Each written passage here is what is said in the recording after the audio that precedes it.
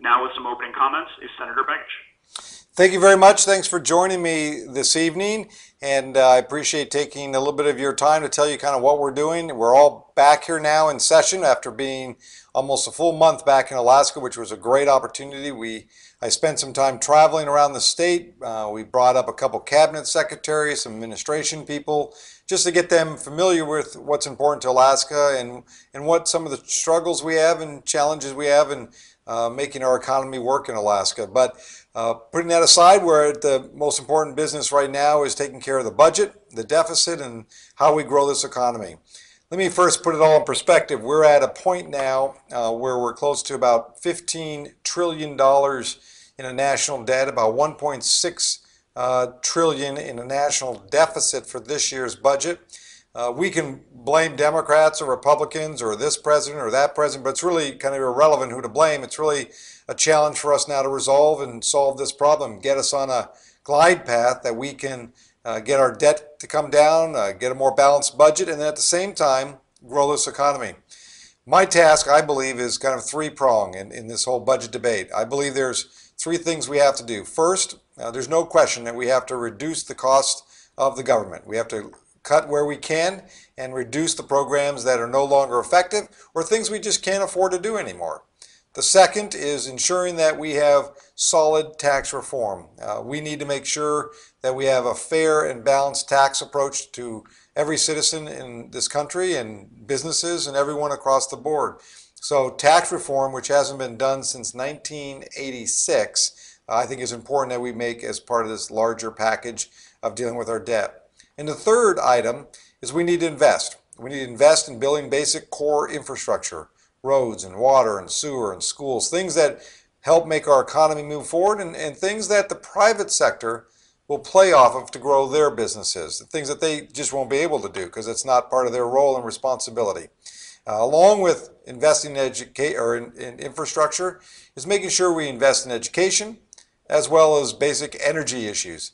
Of course, from Alaska, energy is a top priority for us. It doesn't matter if it's oil or gas or hydro or geothermal or solar or wind. Alaska has it all. But it is important if we as a country and Alaska, we want to be more independent from foreign oil, we have to produce our own energy, which will help us create a more stable economy. At the same time, building a stronger national defense because we're more dependent on our fuel sources than countries that really just don't like us. So as I look at this whole budget scenario, we have three things. We have to cut the budget, do tax reform, deal with the revenues, and then invest in infrastructure, education, and energy. And we have to do this in a bipartisan approach because it's the only way we're going to get this resolved. Any person that tells you only one of those three things we need to do to solve this problem is not telling you the truth. We have to deal with all three. It's going to be painful. Everyone's going to feel a little pain, but at the end of the day, our state will be stronger, our country will be stronger, and we'll be better positioned to have a stronger economy over the long haul.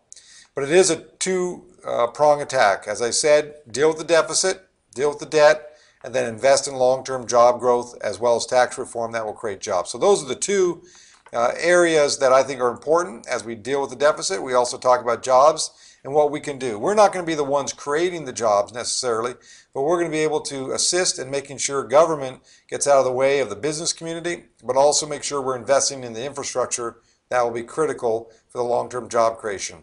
Let me end there. I know we have some questions lining up already, and I appreciate you taking your time this evening to join us on live stream as well as online here on the phone. First caller. Thank you again for joining our call this evening. If you have a question for Senator Begich, press *3 on your phone, and Senator Begich will have a member of staff assist you in directing your call. Again, press *3 at any time during the call to ask Senator Begich a question. Our first call this evening will come from Daniel on Eagle River. Daniel, you're live with Senator Begich. Hey, Senator Begich. My name is Daniel Finley. I'm from Eagle River, Alaska. I have a question. Wouldn't it be wise to move towards renewable energy sources such as wind and solar to create new jobs in Alaska? I'm 19. Growing up in Alaska, I can see how the economy is kind of moving a little bit downward style. And I can see that there is a job issue in Alaska, and how most of it relies around oil, which is not a renewable resource. for energy. And so, yeah, I was just wanting to ask you that. Wouldn't it be wise to move towards renewable energy sources such as wind and solar to create new jobs in Alaska?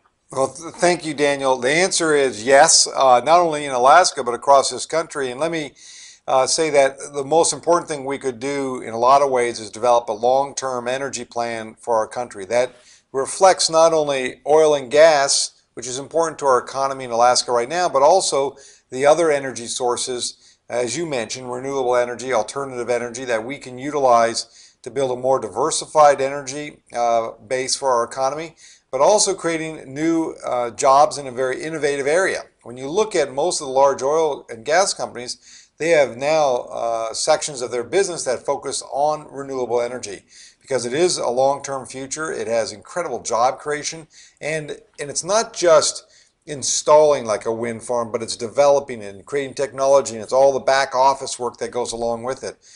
In Alaska, our goal is by 2035 to have 50% of our energy sources from renewable energy powering Alaska. That's important. As you go out to rural Alaska, which I was at several times this August break and saw some incredible needs with regards to energy. When you develop, especially in Western Alaska, for example, wind energy is a great opportunity to lower the cost of energy within Western Alaska. Or down in the southeast, where hydropower is continuing to be a growth industry for the southeast community, not only to develop it, but then you'll have jobs to maintain it, which will be done by Southeasterners, I hope. And then you look at Fairbanks, which has enormous military bases on its outskirts, but are critical to our national defense. But we have a big energy issue in Fairbanks, a high-cost energy area. So not only do we have to look at alternative energies, but also new supplies. I know the city up there and the borough, under the leadership of the mayor, is working very aggressively to figure out how to bring gas to the community in Fairbanks so there is a better approach and a more reliable and hopefully cheaper approach to energy costs up in the Fairbanks region. But thank you, Daniel, for that question. We'd like to thank you again for joining our call this evening. If you have a question for Senator Begich at any time, you can press *3 on your phone to ask a question. This call is also being simulcast on Ustream. If you'd like to watch the call, or you get dropped from the call, or you'd like to share the call with other Alaskans, you can go to Senator Begich's website at begich.senate.gov, and you'll find a link to Senator Begich's Ustream page on the homepage. You can share that link with your friends, and they can join the call right now. Our next call this evening will be coming from Craig in Wasilla. Craig, you're live with Senator Begich. Craig, are you there? Oh, yes, I am. Yeah, I guess they asked me to keep the question short and concise. It's quite long, but I'm a state worker, and what I'm concerned about is my retirement in the future. If we don't get the oil field situation going, or this state producing some kind of means to provide the monies needed for my retirement in the future, we're really not doing much. I want to know what's going to happen with that, or what the future holds that's going to provide me with my retirement. Well, first, Craig, thank you very much for the question. I will tell you, because it's a state retirement system, it's the Public Employees Retirement System, or if you're a teacher, it's called TERS, which is Teachers Employee Retirement System. And the way that works, I know when I was mayor, we had a big issue with the funding of the retirement program. And the state made some significant steps under the legislature back then, along with mayors across the state, working together to kind of make sure we create more stability to the retirement system, which we were able to do. But your question is good, because we set up a system to make it more stable, to make sure it is paid into. But the other piece was making sure there's long-term cash flow. And that only comes, as you know, about 80% of the revenue stream for the state of Alaska comes from oil and gas. They've been showing surpluses for the last few years. I know they've been trying to pre-fund the retirement to make sure it's solid. But it's one reason why we have been very aggressive here in Washington to fight for new oil and gas developments in the NPRA, Chukchi, and Beaufort. These are rich in potential wealth of oil and gas. In a lot of ways, Chukchi and Beaufort have more oil than ANWR of what's technically available to extract. One of the things we have been successful on, and then we had to go back to the drawing board because we're back at a new session here, and that is making sure any federal development in oil and gas in our outer continental shelf, the state of Alaska receives 37.5% of that revenue. Louisiana gets that right now on federal drilling and activity in their outer continental shelf, and we believe any state that has coastal waters that is developing oil and gas should get the same thing.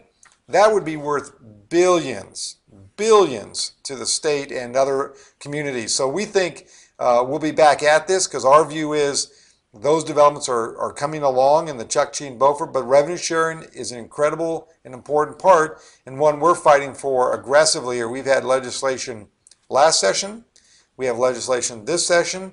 It's a bipartisan approach.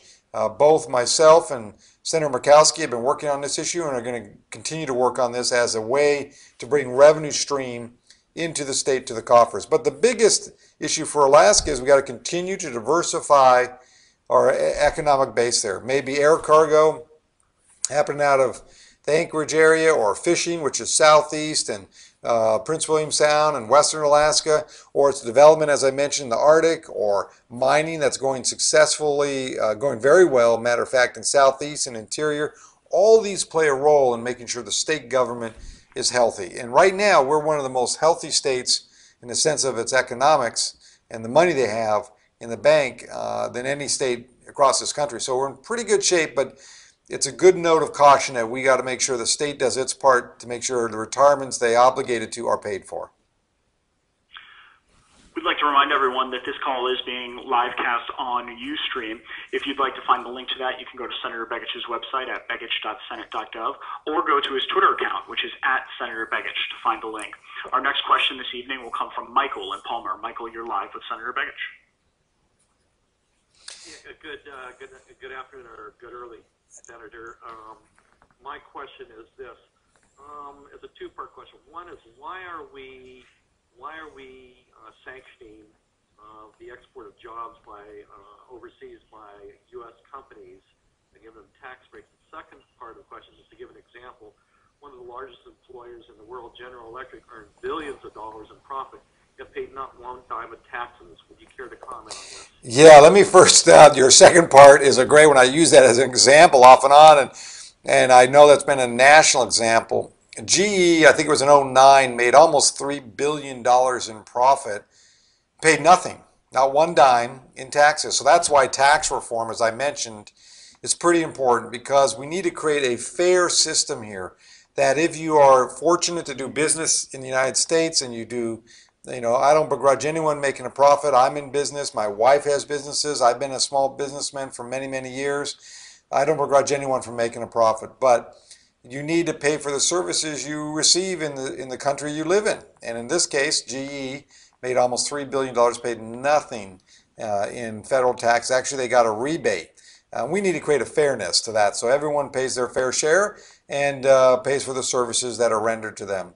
The second piece is shipping jobs overseas.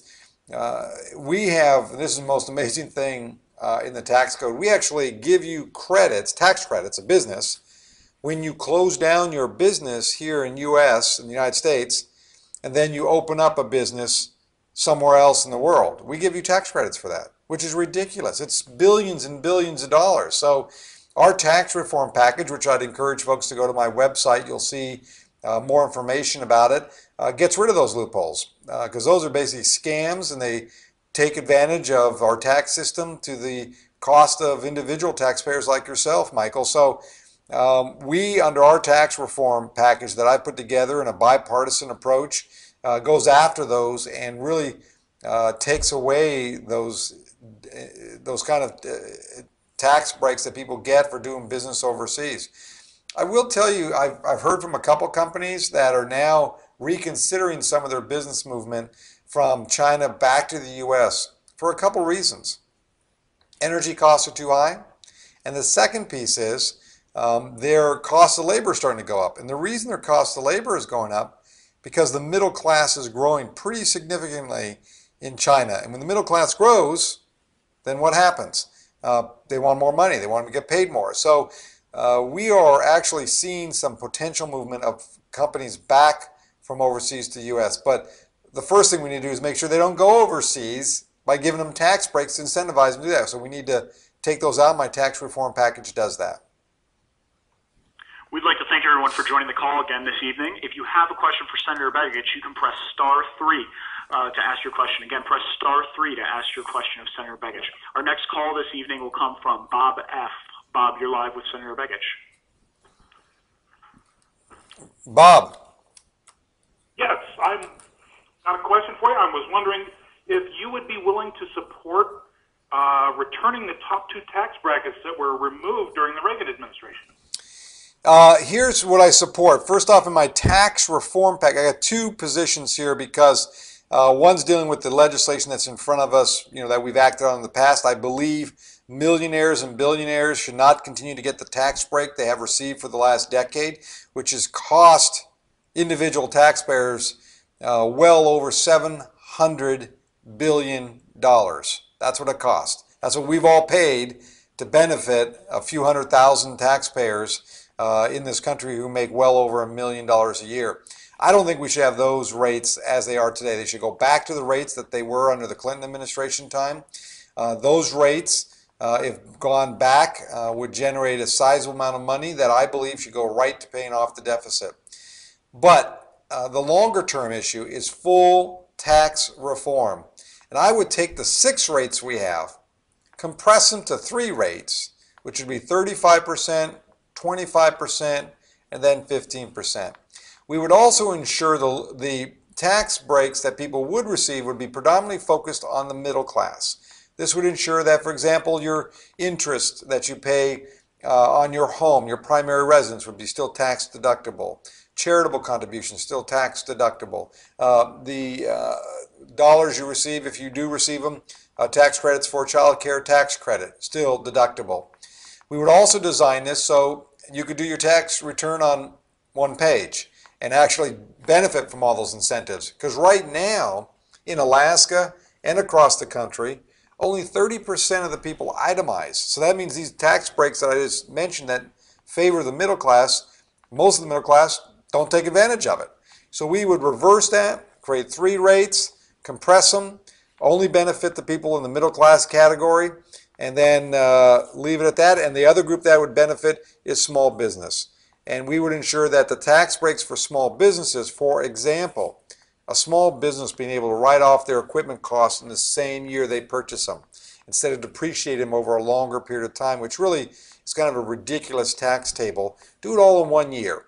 And that would benefit small businesses, and we would cap it for those businesses that net profit $1 million or less. That's about 95% of our businesses across this country and about 95% of the businesses in Alaska. So it would benefit small businesses, benefit middle class, 3 tax rates, do it on 1 page, keep it simple. If we can get to a long-term plan, that's what I prefer. If we can't, then the tax rates for millionaires and billionaires should go back to the rate that was under the Clinton administration time, which would raise hundreds of billions of dollars and go, and I would hope it'd go all to deficit reduction. Our next question this evening will come from Gary in Anchorage. Gary, you're live with Senator Begich. Hi, Mark. Hi, Gary. Question about, hi, I like what you said about the need to invest in our national infrastructure. Yes. And I think that is critical for this period of time. But do you feel like there's any way that anything like that can be accomplished in the next 15 months prior to the election? Is there any kind of a democratic or bipartisan effort that could make that happen in this atmosphere that's poisoned about the spending? Yeah, Gary, I do think there is an opportunity here. I had a meeting earlier this evening about 5 o'clock, 5:15, and it was with 26 senators, Democrats and Republicans. It was a closed-door meeting to kind of talk about these issues. First, to get beyond this bickering and fighting and all the stuff that I think you and others that I've heard from, and I could tell by your comment there, are not happy with us, that we are arguing all the time instead of taking action and doing things. And I'll tell you, my month back home, I heard from people all across the state that were frustrated that we were not doing our job in the sense of sitting down and solving these problems, and people concerned about their jobs and the economy and where we're going as a country. So we all met this evening, a group of us, we just set the time up, we all got together, and one of the pieces that came out was one thing we believe that we can galvanize behind is an infrastructure bill. A bill that focuses on roads and water and sewer and school funding in the sense of building our new schools across this country and repairing the ones that are falling apart. But also investing in the kind of infrastructure that once we lay it down, the private sector then knows that they have something to play off. An example I would use is just in the town I was mayor of, Anchorage. All you have to do is drive through Anchorage, and I know I get criticized by a few people back home about what we did in our 5 years, but I'll tell you, you look around. We built fire stations, libraries, more roads than all the mayors combined for the last 20 years. We built in 5. We unjammed 5th and 6th Avenue, built a new byway that's going parallel to Tudor. We fixed Lake Otis and Tudor that everyone said could never be done. All that infrastructure is important because what that does is generate the private sector to then build upon it. And that's what we can do. So I do feel there is some possibility here with regards to infrastructure. And honestly, I think that's one of the best things you can do to create jobs today and long-term create jobs in the future by the private sector playing off of it. We'd like to thank everyone for joining the call this evening. If you have a question for Senator Begich, you can press *3 on your phone to ask Senator Begich a question. Again, press *3. After this call is over, if you'd like to keep in touch with Senator Begich, there's several options. You can always go to his website at begich.senate.gov to send him an email. You can follow him on Twitter at Senator Begich, and you can visit his Facebook page, facebook.com/Begich. We'd like to take our next call from Robert in Wasilla. Robert, you're live with Senator Begich. Yeah. Go ahead, Robert. You've heard this one already, but, I've watched for the last 30, 40 years the United States sell all our jobs overseas, and people wonder why we don't have an economy. I can't go down and buy parts that aren't made in China, and, it's sad. But my money isn't made in China, and, I don't have a problem buying stuff made in China, but I would like to be able to buy stuff that's quality made in the United States, Canada. You know what I'm saying? Yeah, no, I hear you, Robert, and it's one of the big issues. For example, in southeast Alaska, I was down in Ketchikan, and we're talking to the people that are developing the Bocan mine there. That mine could produce 100% of a couple types of what they call rare earth minerals that we currently import from China 100%. We could reverse that by 100% and actually have surplus of these rare earth minerals and ship them anywhere in the world. And they're rare earth minerals for the new energy efficient vehicles. They're important for your cell phones. They're really needed for the new technology we're developing. But the discussion we got into is let's not just develop the ore, in the sense of mining it, but let's also then do a separation plant where we can produce some end product here. For example, this ore is also utilized for magnets and other material. Why can't we do some of that production in Southeast? We think if we can do that, and the mine was very excited about doing something like this, they could produce another 200 jobs right there in the Ketchikan region to produce an end product. We have a habit of shipping all our stuff overseas, and then it gets all shipped back in a final product, where we got to think about, we're a service economy, no question about that, but we also have to produce again. The one that I'm very proud of in a more national perspective is the auto industry. I mean, 3 years ago, it was DOA. It wasn't going anywhere. And I know we got a lot of criticism because we helped solve its cash flow problem by putting some money toward it from the federal government. End result is they're paying back every single one of those loans. They weren't grants, they were loans. And the automobile industry is the strongest ever. Since 1998, they haven't had a profitable year, all of them at once. Well, the last couple quarters, all of them have had enormous profits, the first time since 1998. The second piece of that is, if you look at the reports the last few weeks, they've had record production in the sense of sales. That's all good news because we're finally manufacturing those items once again, and we're doing quality products. And I'm very proud of the fact that a couple of us here, took a little risk. We got a little criticism for it, but I look at what the end result is today, and it's created thousands of jobs, and it's creating a future for our automobile industry, but it's manufacturing right here in this country. When I look at what the potential is, I see, for example, in Alaska, I visited a couple facilities, one in Fairbanks and one in Anchorage, which are developing unmanned aircraft as well as unmanned submersibles, aircraft literally, or ships, submarines in the water. Those are being developed right in Alaska, and they believe if they can develop this technology at the right level, they can produce this. And when I was in the shop in Anchorage talking to the developers of the submersibles there, they had a group from South Korea, and they wanted me to go talk to them about the product and ask them if they had any questions that I could answer about what we're doing in manufacturing in our country, in our state. After I left, within weeks after that, South Korea has now moved forward and to purchase some of this product for use on their coast.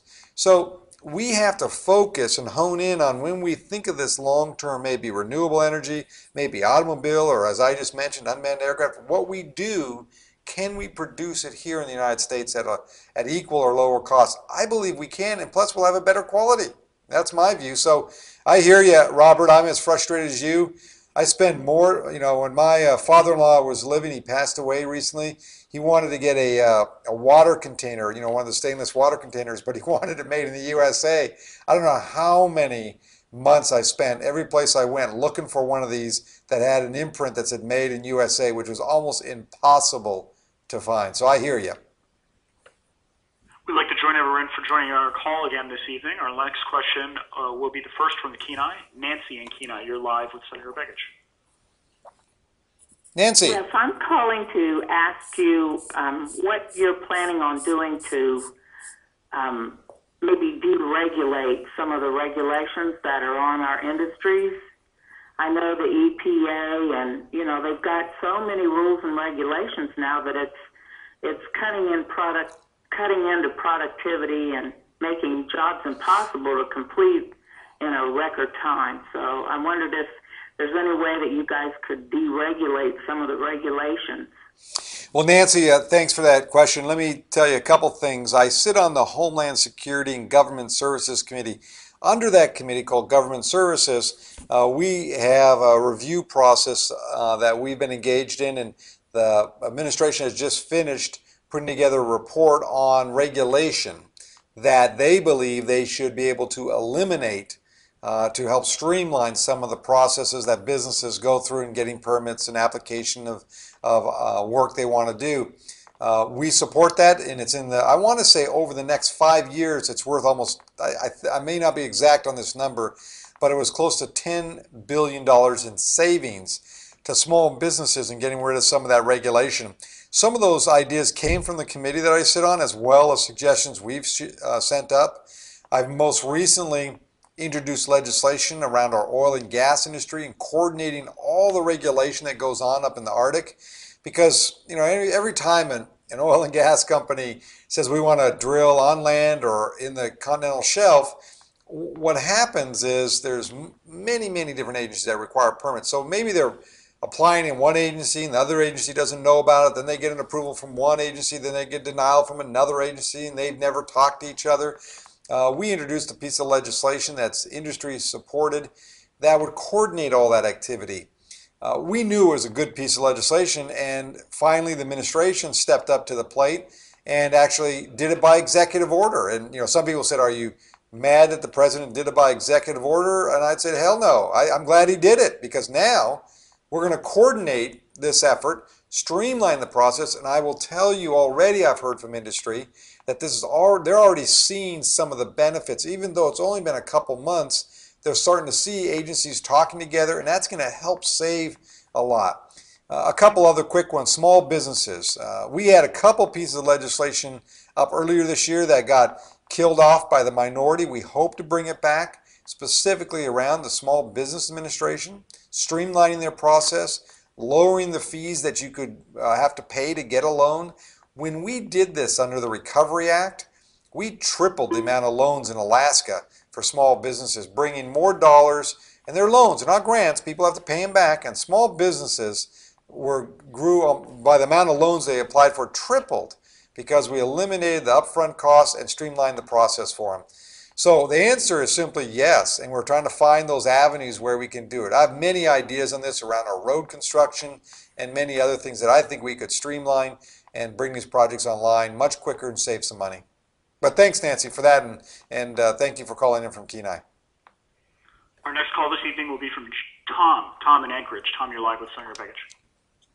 Hello, Senator Begich. I guess you forgot about talking to me at Home Depot about natural gas fueled vehicles after you won the election. But my question tonight is, why are we paying $660,000 per day for the last 2 years and for the next 5 years to mint presidential dollar coins that nobody wants, nobody uses, and the mint has to build a repository in Texas to store them? Yeah, Tom, let me tell you. First, I apologize I didn't see you at Home Depot. I was there weekend before last. I make it a weekly trek when I'm back in Anchorage. So I saw you there with your son. You were right after you won the election, and Senator Stevens conceded. Yeah, I'm there. I probably the new American Fuel Cell Corporation converting cars to natural gas, and whether we can get that in Anchorage. Yeah, let me go a couple of steps for you. First, on the mini coins, okay. I am actually a co-sponsor on a piece of legislation. I think it was with Senator Vitter, to get rid of those coins. That is the most wasteful expenditure I've ever seen. Not only are we printing the presidential coins,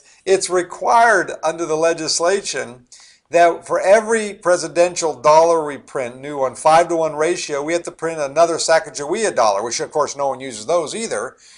This is an unbelievable, wasteful, total useless expenditure. I know I'm going to get some coin collectors screaming and yelling at me.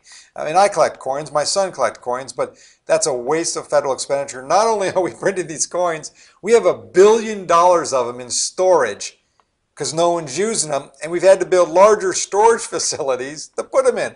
I mean, that is like the worst example, or in a way, the best example of the worst work we do here, and I'm just shocked. So I have a piece of legislation. It's bipartisan, and like I've told people before, I don't care if you're a Democrat, Republican, Independent.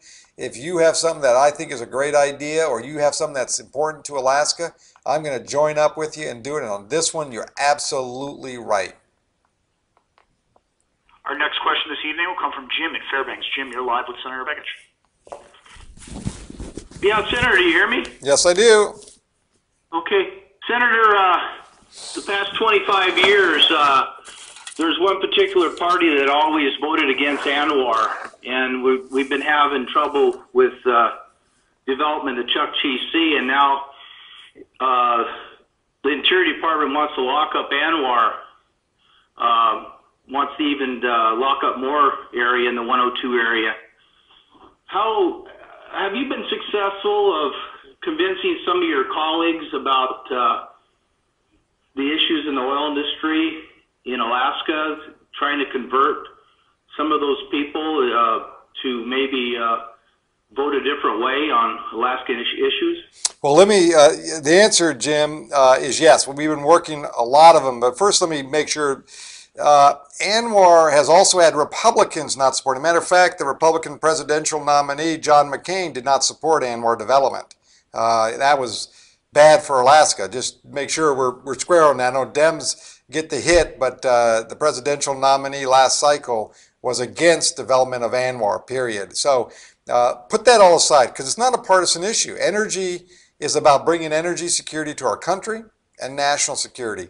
And we've approached it in a little different way. We have not only looking at ANWR and supporting ANWR, and our delegation is strong behind that, but we've done a four-prong approach. ANWR, NPRA, Chukchi, Beaufort, all four areas. Interesting to note, ANWR has, of the oil that has a 95% capacity to be recovered, is about 500 million barrels. Chukchi has 15.4 billion barrels potentially, technically recoverable. So we've had a four-prong attack. Every time we sang the song of ANWR, everyone piled on us and beat us over the head. So by having a four-prong approach, we now keep our opposition very busy, to be very frank with you, all over the place. We are moving on all these areas. ANWR, we haven't had as much movement, but I'll tell you, NPRA, Chukchi, Beaufort, I will say today, I've said it for the last 6 months, that between now and the end of 2012, December 2012, we will be in 1, 2, or all 3 of those in exploration or development. I feel very positive where we're going. Some of the new members, some of the new Democrats are moving our direction in the sense of supporting some of the development ideas, the revenue sharing. Matter of fact, when we had the revenue sharing bill up in the Energy Committee that would give Alaska a fair share of the revenues on outer continental shelf, it was the Republicans that killed it. We had a couple Democrats voting with it, and I think we had 3 or 4 Republicans on the committee voting no. It was outrageous. I mean, they talk the talk sometimes, but when it comes time to pull the trigger and make a difference, they didn't do it. And what's interesting is 2 of the new members, who are people that I know very well, Senator Shaheen, Senator Coons, who I work with a great deal, are very supportive of some of the efforts we're doing regarding revenue sharing that helps us with our oil and gas development. But I will say, when we had Secretary Salazar last in town and the Deputy Secretary of the Corps of Engineers and the head of NOAA, we are moving the right direction. NOAA signed an agreement with 3 of the oil companies to share science and information they have on the Arctic, which is critical to both. We have now the Secretary saying we must explore in the Arctic in order to determine what we have there. All that is a shift and a movement. Do we have more room to go? Yes, but we have Republicans to convince also, and Democrats. We have both to convince.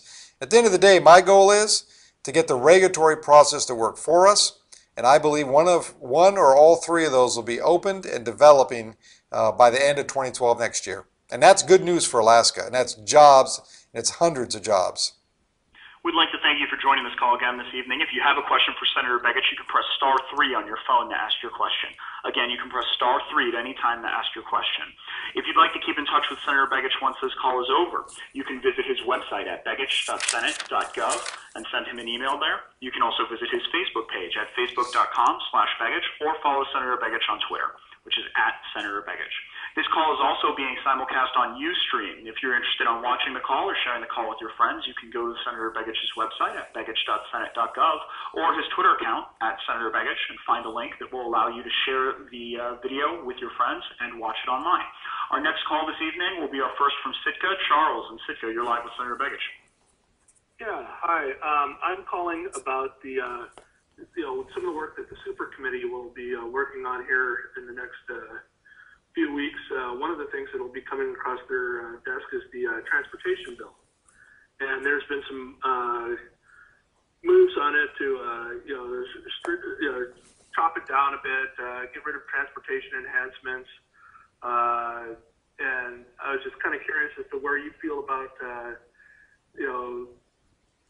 clean extension on the safety loop programs, and also some of the transportation enhancements, because a lot of those apply safe routes to school programs, complete streets programs, bicycle, walking path infrastructure, and as how that goes in with our need to diversify some of our road systems, especially as our population ages and fewer people are able to drive.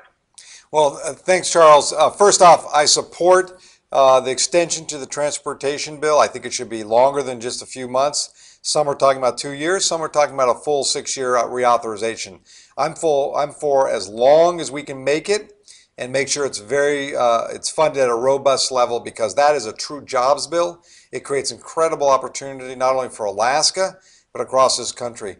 The second, on enhancements, when I was mayor, I supported the set-asides for enhancements. I support them as the U.S. Senator, and I think those are important, because when you develop a road system, a transportation network, it's all-encompassing. It's not only building the pavement and the curb, it's also the sidewalks, the safe bike routes, it's the safe walking routes to schools, it's the transportation for mass transit. It's a combination of things that makes our transit system or transportation network successful. So the answer is yes, I support an extension. I'd like it to be clean, because that's what would be nice, but also I would extend and try to do a longer-term total reauthorization on that bill, and then I would make sure the enhancements are protected.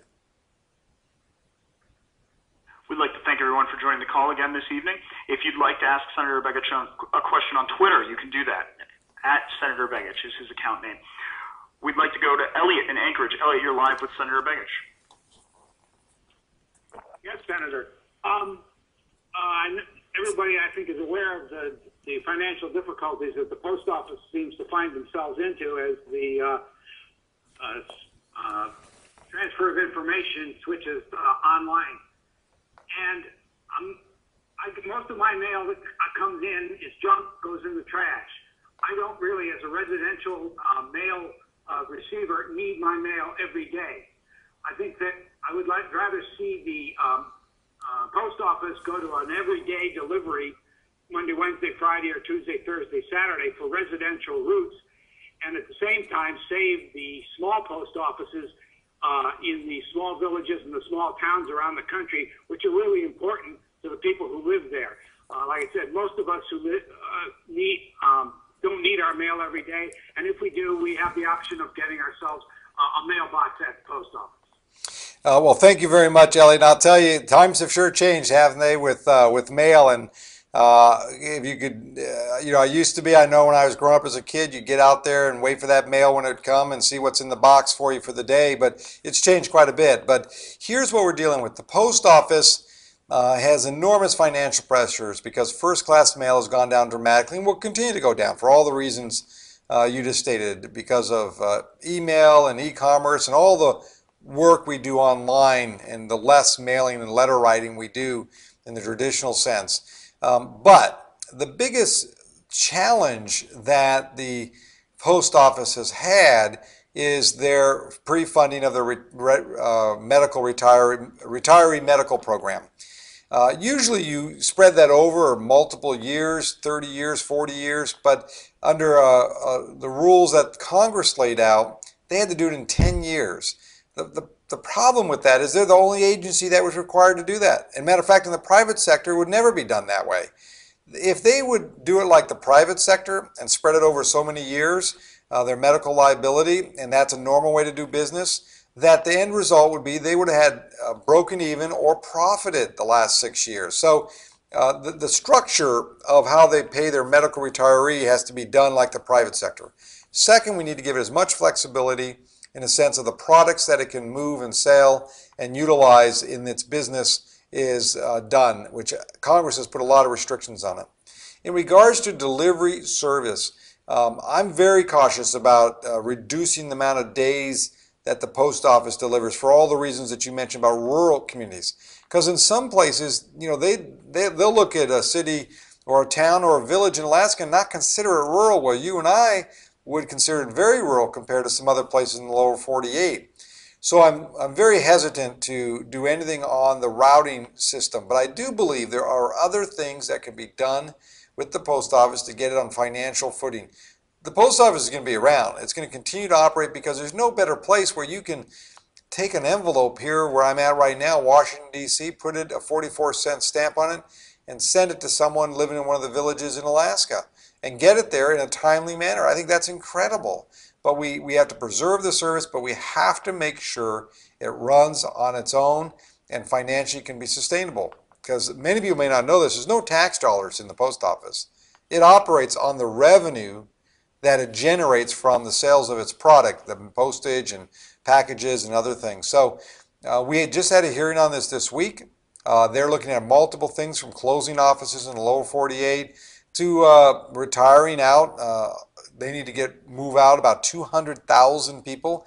We've suggested some ways that they could incentivize those people to move into retirement earlier, which would save the post office billions of dollars. So there's a lot of options on the table. We just need to hammer it out, and I think we can get there. But I hear you. We need to protect those villages and the small communities that have no other way to connect other than through the post office. So, but we're going to have to resolve it because we just can't let it run like it's running. And Congress, honestly, for the years that it's been going to Congress for regulation process, has really hampered it. And, congressional people will deny it today, but when you look at the laws they passed years gone by, they really put some strings on them that hampered them and did not allow them to move forward in managing the post office like a business and operate it for success. Let me say our next question is from Twitter, and I'm going to read it here. It's from R. Murray. what will you do to ensure that I can watch your Ustream where I live 3 miles from the University of Alaska Fairbanks?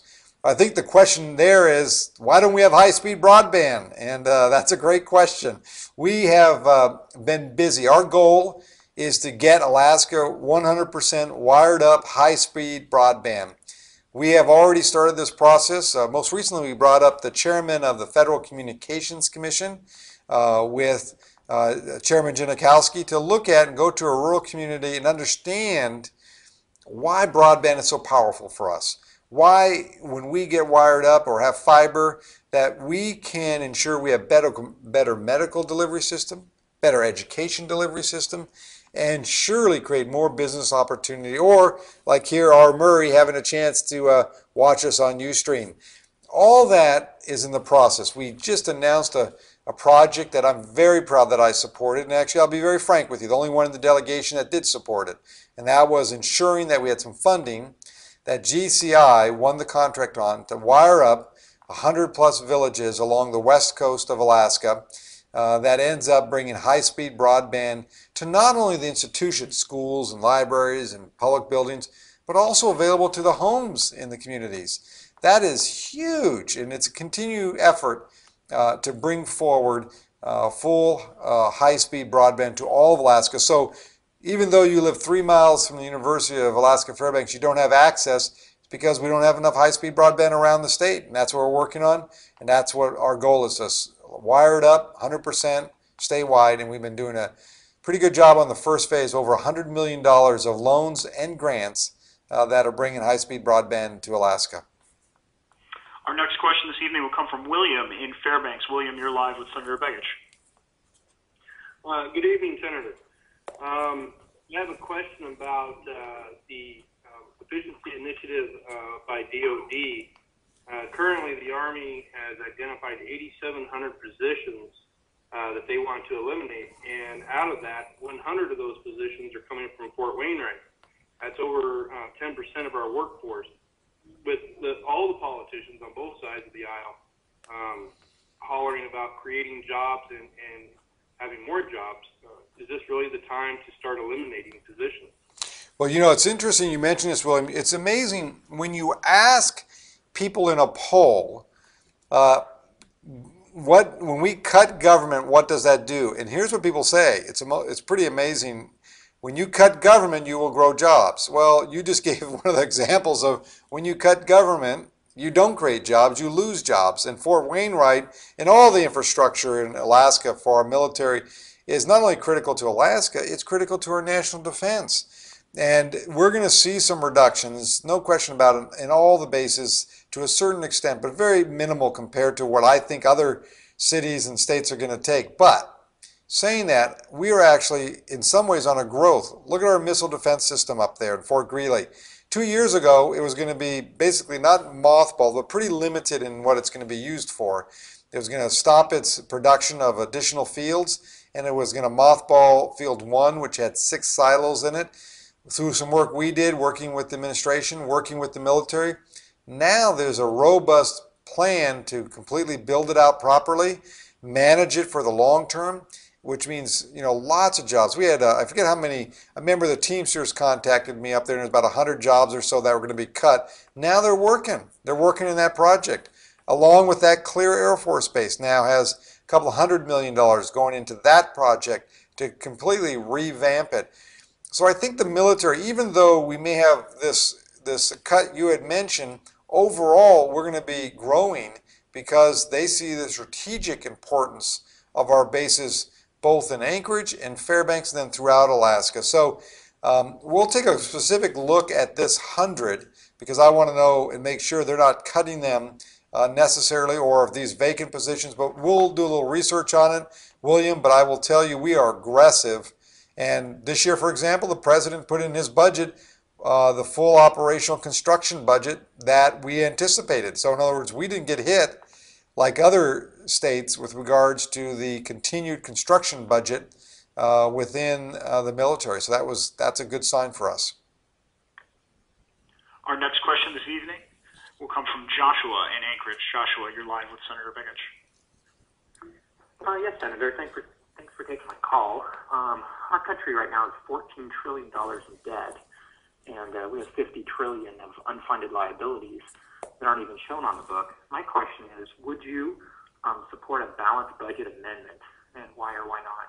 I have actually already supported a balanced budget amendment. I will continue to support a balanced budget amendment.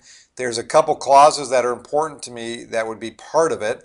One would be that that if there's an emergency or an act of war, that we pay for those. We don't. If we need to take care of those, we take care of them. We do not sit around trying to figure out where the pay for come from on an act of war or an emergency. Like a good example, all the flooding and hurricane activity that occurred here on the East Coast. We need to take care of it and do it right now. So those two have to be exempt from the balanced budget amendment. And the third is Social Security, because Social Security has nothing to do with the budget in the sense of the balanced budget component of the operation of the federal government. It's a separate entity. It needs to be on a more sustainable path. And so I've supported a balanced budget amendment before with those caveats that they need to exempt out emergencies and acts of war. And then Social Security needs not be part of it because that's a separate entity and can be operated separately. Our next question this evening will come from James in Soldotna. James, you are live with Senator Begich. James. Hi. Yes. How are you today, Senator? It's Jim. Yes. I have two questions. But first of all, I want to thank you for stepping across the aisle and working so closely with Senator Murkowski. I think that you two have done a terrific job for the state, just by showing other states that can be done. Thank you. But my main, I have two issues, and one of them goes back to the tax reform. We are paying farm subsidies so that people don't farm their land. And a lot of these farms that are getting these subsidies are owned by the billionaires and that the main reason they keep it is so that they can grow something to attract deer and wildlife to hunt. And I feel that that's a gross misexpenditure of money. That may be not even a word. We shouldn't be spending money on billionaires so that they can go hunting on the weekend or whatever. I hear you. Get to your second one real quick because I got about 5 minutes left and I want to answer them both for you. So tax subsidies to farms. And what's the other one? The other one is, why are we still in Iraq and Iran or Iraq and Afghanistan when President Bush declared that we had won? And, we're fighting wars that have been fought for thousands of years, and nobody's been able to figure it out up to now. And who do we think we are to think that we can solve it? We lost the Vietnam War. Now we're in the process of losing this one. Very good. Let me try, Jim. First one is, I actually have on my website, I've said, and I'll say it again here, I do not support continuing subsidies for farms that have net incomes of over $1 million. First off, farm prices are the 20-year high. For all the reasons you just stated, we don't need to have these multi-million-dollar profiting farms, which are really corporate farms, taking taxpayer money and being subsidized. So small farmers, we need to continue to work with them to make sure they're successful. But farms that make over $1 million a year net profit, I have no interest in subsidizing them anymore. Second, Iraq, we're going to be out of it. I know there's a little debate right now of the remaining troops that are in there, but the government of Iraq has not asked us to stay, so I see us getting totally out of there. Afghanistan, I support the efforts of the president moving out 30,000 troops now. I think he could be more aggressive, to be very frank with you, because in a lot of ways, the country of Afghanistan needs to step up even more than they're doing now, and the President Karzai there, I don't believe has fulfilled the promises he's made to us. And, they got a lot of corruption there and they need to get their act together. And I don't think we should be continuing to fuel the corruption over there by putting more money into their economy. That literally this last report had $60 billion worth of corruption, wasted money, U.S. money. So I support our efforts to start moving out of Afghanistan. I think the president could be more aggressive and help the government there get more stable by getting the president to get real about what his obligations are and responsibilities. Our next question this evening will come from Rich in Girdwood. Rich, you're live with Senator Begich. Hey, Senator Begich, thanks very much for having the town hall meeting again, and also again, thanks for your impromptu emergency meeting in Girdwood about the road from Girdwood to Anchorage. That's part of my question. We discussed this in detail at the meeting about the road, and then I was looking at your page after that, and you asked the rest of your constituents what they thought. There was 48 responses. So comments to your post on your page about the road, and I still think that I propose that we initiate a 4-lane highway, which would give more jobs. And I liked your idea about using the railroad bed as a bypass during the road construction. And I wondered if you had any more thoughts on that. Thanks a lot, Rich, and thanks for being part of that meeting. I know it was an impromptu one, and we wish we could have done it at night to get more of a higher attendance, but we had a pretty good attendance, I got to say, during the day there.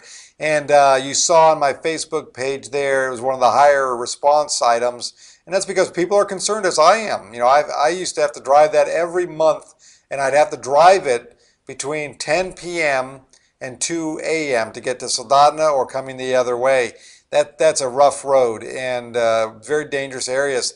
So, you know, we've already started a process of putting some ideas together. As you know, some great ideas came out of that meeting. I've asked the committee or the group down there to kind of form a task force of how we can bring folks together and try to figure out the right approach here in coming up with good solutions, not only long-term, as you've mentioned, widening the road and doing those things, but some of the short-term ones we need right now. And enforcement is one of those. And I think the state should get very busy here. And you know, they've been fairly silent on this issue. And I know they have their state transportation plan out right now asking for comments. And they should prioritize this as one of the top priorities for Alaska with the federal dollars, but they should not wait just for federal dollars, because one of the things they're going to say, I know it, well, that's a federal road, we'll just wait for more federal money.